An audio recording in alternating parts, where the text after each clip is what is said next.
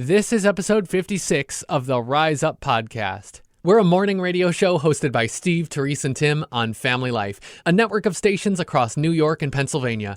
Our podcast is a weekly conversation that will help you think and grow in your faith.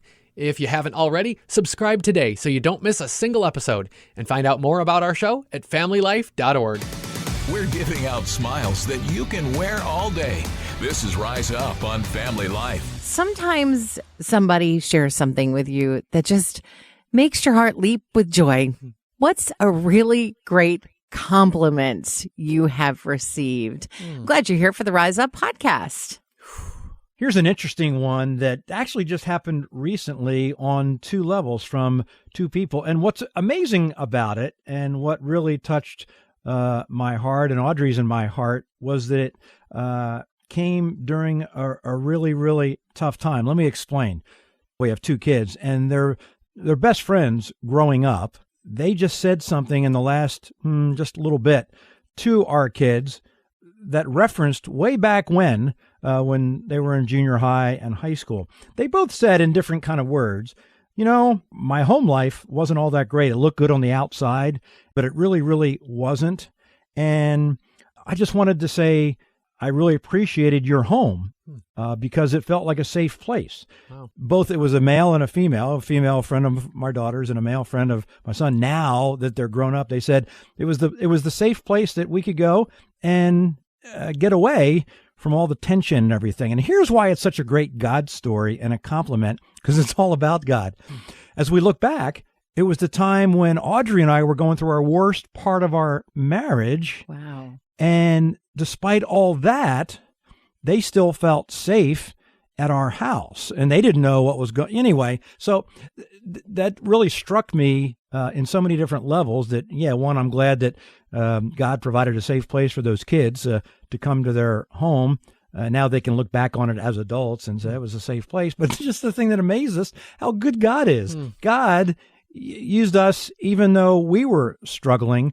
And so to me, that's my story, and it's God's story of, like, what's the nicest thing anybody could say that that a kid can feel safe at your house despite not everything going the well. So that's a God story right there. Wow. And the thing is, I'm sure you felt this way, Steve, humbled probably, Sure. and honored by that and humbled. And I just say it because it's how I processed what I'm going to call, I guess, my greatest compliment I've ever received. Like, humbled is the first emotion that came to mind. It was the day before I married my wife, Trinity, and my brother put together something really special with my groomsmen. And one of the things we did, it was so cool, I'll never forget it. He put together this like a board game. He just made it with a piece of poster board. Right. And when you landed on a space on this board game, you had to share a different kind of memory you had with me from the past. And it was like this fun game we got to play. You know, you're moving these pieces around the board, and each time there's this different memory getting shared. And it's these closest men in my life who have known me the longest of anybody. And they're sharing these memories. Some of them are funny. Some of them are sweet. Some are kind of sad. But like every one of them, I came away with the feeling of just like humbled and honored at the same time. It was the first time I can really have a distinct memory of feeling, wow, honored by somebody else's words, people who you respect, who you look up to, then turning around and saying something that they value and appreciate about you. And one of them that stuck with me the most was a story that a close friend of mine shared about a time where I was really young and I said something really difficult to him that was maybe needed for the situation, but not at all comfortable at the time. And here I came to find out so many years later that made an impact on him, even though he was older than me, and it was something that has stuck with him. That didn't make me feel prideful or proud. It was, wow, I'm humbled and I'm honored at the same time. And I think that's just what's amazing about what compliments do for you when you know the Lord. They don't puff you up and make your head big. They make you say, wow, God, you are so good to use even me to do something like this in somebody else's life. Yeah, this is exactly what happened to me. And, you know, every once in a while we'll get an email or a text or a phone call. Somebody will say, oh, something you said was like exactly what I needed in that moment. And mine started out with a shout out, which we don't do a lot of that at Family Life, but I had this friend who was like, I want you to give me a shout out on the radio. And I was like, oh man, we don't really do that. But there was just something about it. And I was like, all right, I'm going to do this. And her name is Naomi. And so one day when I was on the radio, I just said, hey, bushels of love going out to Naomi, blah, blah, blah, and kept doing what I was doing. But little did I know that there was another Naomi listening. Oh. And this Naomi was a full-time mail carrier, and she would walk her route, and she was really struggling because she felt like God wanted her to go into full-time missions, but she didn't want to leave her family, specifically her grandchildren, behind. And that day when she was delivering the mail, she took a package to a house where this little girl answered who was about the age of her granddaughter. And she was like, nope, I can't do it. I can't leave. And then she got back into her mail truck and she heard me say her name on the radio at like just the right time. Like only God gets to orchestrate this stuff. And it was when she realized that God was saying, yeah, you know what? Going is hard. Going is a sacrifice, but I'm calling you to go.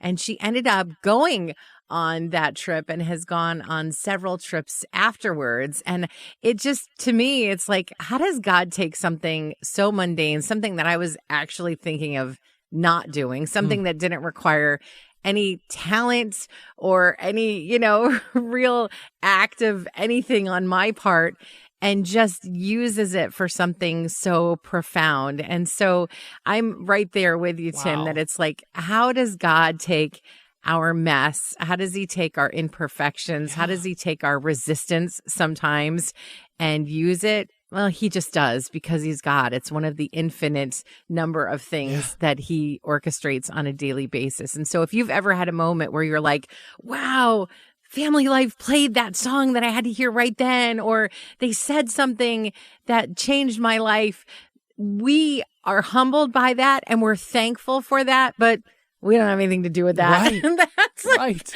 100% God. And maybe that's the best compliment of all. So if you can be encouraged today, to just do what God asks you to do. When you hear that quiet voice sometimes because the world is so loud, just do it, because the best compliment you ever receive might just be, wow, thank you for following God's leading. And at the end of that, there's one other compliment that's coming for everyone who knows Christ as their Savior. It's something you hear if you listen to Family Life and you hear the song Well Done. It's those words from the Savior himself when we are in his presence after this earthly life has run its course. He says that to us. Well done, my good and faithful servant. I can't imagine what that's going to feel like. Humbled for sure. It's like, Lord, don't thank me. But he's going to choose to do that. The word says that compliment's coming someday for every one of us who's trusted him. Well done, good and faithful servant. And that's the greatest compliment, because some of the compliments we've talked about, we've heard about from other people. You may be doing that good thing, right, and maybe not get that compliment here on earth. But as you said, as a believer in Jesus Christ, we will one day hear that greatest compliment. Thanks for making us part of your morning routine. It's Rise Up with Steve, Terese, and Tim on Family Life. I wonder if it's because we tend to communicate with our thumbs now. We do less writing, although I don't know if that's like some people have always had not great handwriting. Some people. Steve, maybe. Right. Some people, most people actually are like Steve. More than half of us have had a time where we look down and we go, what did I write? Yeah. No idea. And this has happened to me more and more. I get to the store and I'm like, I have no idea what we need, but I hope it's this. And it's happening more and more at work, where it's like you'll write a little Post-it for somebody and leave it, and they're like, not sure what to. In fact, I got this from our boss. I'm gonna just wait. Does this say you're fired? Probably not. No. Oh, phew. We work in ministry. It says you're forgiven. Silly me. We hope the rest of your day is just as much fun as this. You're listening to Rise Up on Family Life. It's funny to me, we think of being wrong as like such a bad thing. Oh, it's so bad to be wrong. Man, I was wrong. No, but aren't there, if you're like me, aren't there some times where I've never just been more glad to be wrong? It is especially true if you are, again, like me, a worrier. If you're like me and you think anxiety and all these things in life, you're anxious about stuff, you're worried what it's going to go like. It's such a good feeling when you find out you're wrong. Whew. Don't have to worry about that. And every single time I find out I wasn't right about something, get this, it just means that I am closer to seeing what God really does have for me. Means, that wasn't reality. This other thing over here, that is, I'm so I want to be thankful every single time God shows me that I'm wrong. Feel free to stick around a while. We love it when you're here. This is Rise Up with Steve, Terese, and Tim on Family Life. Can't get it out of my mind now. Pop-Tarts. Love Pop-Tarts. But they were a little hot in the middle, too. It's the lava inside. The lava inside the Pop-Tart. That has to be tough, too. You could if you wanted to make them the wrong way. What do you mean? Put them in the toast. No, room temperature, or better yet, right from the freezer. What? That is the best. What? Yes. But the whole idea, the popping of the tart happens in the toaster. You put it in the toaster, it pops. It's nice and golden brown, a little crispy, and then you dunk it in milk. It's very good. No. You dunk it in milk when it's cold and crispy and delicious. Pop is just a fun part of the name. No, you take your hot fudge sundae Pop-Tart.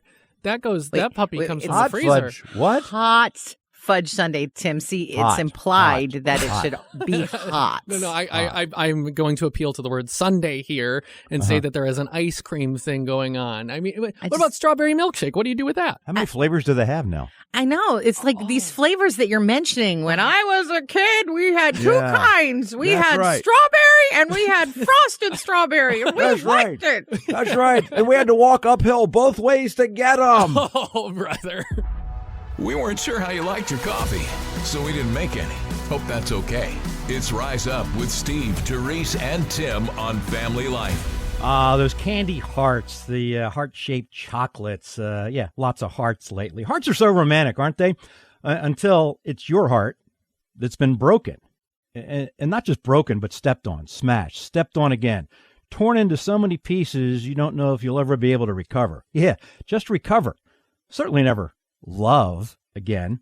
Now, I can't speak accurately of being the recipient of the broken, smashed, obliterated heart. I can't, because I was the inflictor. You see, I ripped my wife's heart out by breaking those sacred wedding vows. It was almost 25 years ago, and so what does Audrey do? She eventually, and rightly so, files for divorce. But God. Now, I usually prefer to tell this story with Audrey by my side so she can tell her version, but I'll do my best. One night, in a very clear vision, dream, whatever it was, she saw our young son being attacked by a bully in our front yard, and the bully wouldn't stop, just kept hitting our son. And in this dream, God asked my wife if she was mad at our son. And she obviously wasn't mad at our son. She was furious with the bully for beating up our son. And then God said, "That's how I want you to treat Steve. Don't be mad at him. Be mad at the bully for beating him up." Wow. That's quite a drastic reframing of the situation. So my wife did the strangest thing. She started treating me like Jesus would and did and does. She loved me. She forgave me, not just in her heart, but in her actions and words. Totally undeserved grace. Now, it wasn't a quick or easy road that we've traveled, and we continue to travel it today. But here it is nearly a quarter of a century later, and I can speak for myself on this one. Here's how God has changed me. It'd be very romantic and TV movie-like right now of me to say, I'm more in love with Audrey today than I've ever been. But see, saying more in love insinuates there's a sliding scale of love. But true godly love doesn't have a sliding scale. True godly love says what I say to Audrey now. I love you, and you can't do anything about it. See, the other love that we grew up seeing in movies depended on feelings and circumstances. The decision of love is so much deeper and more meaningful than those candy hearts or chocolate. Now, don't get me wrong. Audrey still loves her chocolate, too. Now, I'm sharing this love story, truly a godly love story, to hopefully, prayerfully give maybe someone or some couple who's ready to call it quits some hope. And the hope is found only in Jesus. When two people, no matter what the situation, die to themselves every day, sometimes every minute, God has this amazing power to heal a broken heart and give those great feelings again. Now, the advice Audrey and I always give to other couples, don't give up. Don't ever give up. May the blessings of the Lord be with you in all that you do today. This is Rise Up on Family Life.